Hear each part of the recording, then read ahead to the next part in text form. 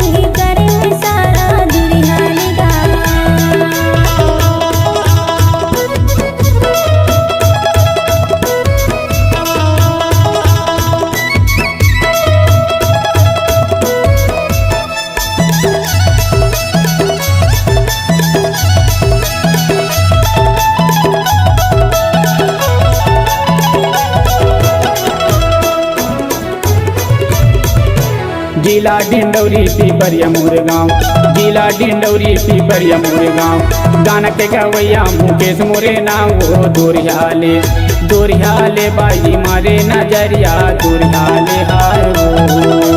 खटिया के चार पाई चारों महिरा मचिया के घनगुर डेरी पार जुरा हो दोरियाले बाई मारे नजरिया दोरियाले बाई मारे नजरिया दोरियाले हाय वो।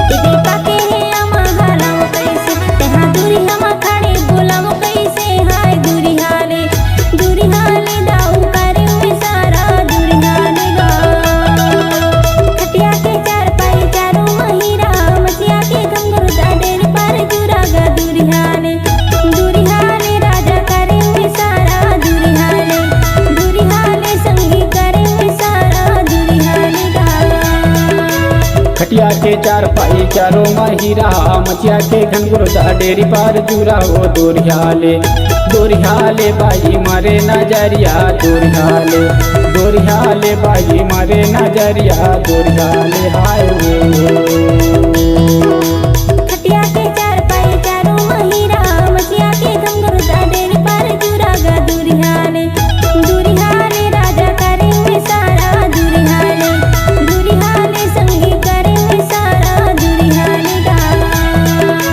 दोरियाले बाई मारे नजरिया दोरियाले हाय वो।